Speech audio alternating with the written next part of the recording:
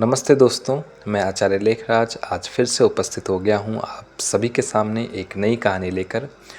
कहानियों की इस श्रृंखला में हम बात कर रहे हैं ओशो के द्वारा कही गई उनकी कहानियों के बारे में। आज की कहानी का शीर्षक है मैं। बहुत समय पहले एक बड़े सम्राट हुए, सम्राट मिलिंद। सम्राट मिलिंद के राज्य में एक भिक्षु थे जिनका नाम था नागसेन। सम्राट मिलिंद कुछ आध्यात्मिक प्रश्नों के उत्तर के लिए भिक्षु नागसेन को अपने दरबार में बुलाना चाहते थे। इसलिए उन्होंने अपने सेवक से कहा कि आप जाकर के भिक्षु नागसेन को बुला लाइए। सेवक जाता है, आवाज़ देता है, भिक्षु नागसेन आपको बुलाया है सम्राट मिलिंद ने, आप आ जाइएगा। नागसेन सुनते हैं बातें, कहते हैं हाँ हाँ ज़रूर, मैं चलूँगा ज़रूर, लेकिन एक बात आपको विनय कर दूँ, पहले ही बता दूं कि भिक्षु नागसेन जैसा कोई है ही नहीं। वह सेवक थोड़ा संकोच में पड़ जाता है, सोचता है ये पागल है क्या, कैसी बातें करता है। संदेश लेकर के सेवक पहुंच जाता है सम्राट के पास और उससे कहता है, सम्राट वो तो बड़ा अजीब आदमी है। कहने लगता है मैं चलूँगा ज़रूर, लेकिन ध्यान रहे कि भिक्षु नागसेन जैसा कहीं कोई है भी नहीं, वह केवल एक कामचलाऊ नाम है। सम्राट ने कहा अजीब सी बात है, वह कहता है मैं चलूँगा, आएगा भी, ऐसा भी कहता है, और बाद में वो आया भी। सम्राट ने द्वार पर भिक्षु नागसेन का स्वागत किया और कहा भिक्षु नागसेन हम आपका स्वागत करते हैं, आइए पधारिए। इस बात पर नागसेन हंसने लगते हैं। वो कहते हैं स्वागत मैं स्वीकार करता हूँ सम्राट, लेकिन स्मरण रहे भिक्षु नागसेन जैसा कोई नहीं है। सम्राट फिर संकोच में पड़ गए। सेवक की बात उनको याद आने लगी।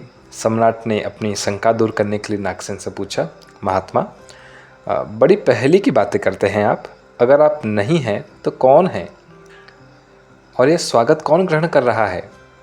नागसेन मंद मंद मुस्कुराते हैं और सम्राट की बात का उत्तर देते हुए उनसे एक प्रश्न करते हैं।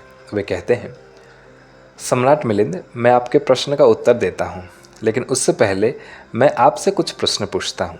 सम्राट कहते हैं जी जी महाराज, आप बिल्कुल पूछें। तो नागसेन पूछते हैं यह जो रथ से मैं आया हूँ क्या यही रथ है। सम्राट ने कहा हाँ जी जी महाराज, यही रथ है, बिल्कुल। भिक्षु नागसेन ने कहा घोड़ों को निकाल कर अलग कर लिया जाए। घोड़े निकाल कर अलग कर लिए जाते हैं।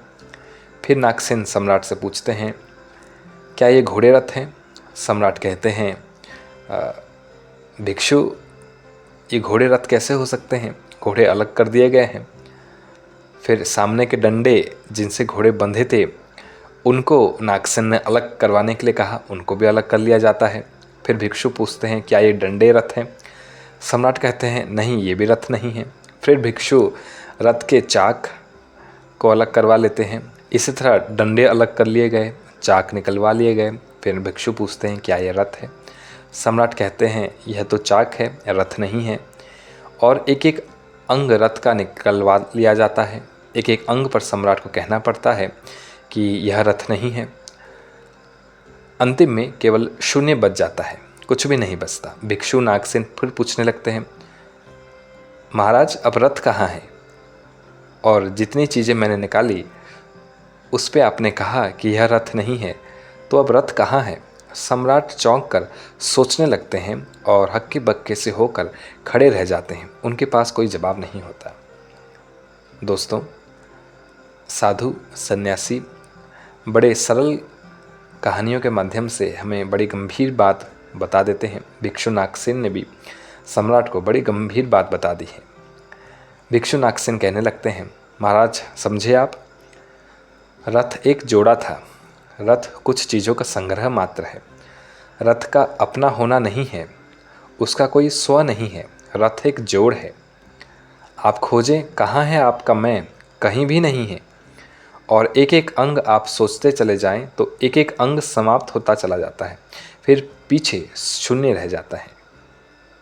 दोस्तों, हम जो दिन रात मैं करते रहते हैं, उस मैं का उत्तर यहाँ पर भिक्षु नागसेन देते हैं। वस्तुतः यह मैं कहीं नहीं है, यह मैं एक जोड़ है। ओशो अपनी इस कहानी के माध्यम से हम सभी को ये बता रहे हैं कि हमें किसी भी बात का अहंकार नहीं करना चाहिए। हम वस्तुतः हम है ही नहीं, हम तो केवल एक जोड़ मात्र हैं कुछ अंगों के, और वह भी कुछ समय के लिए।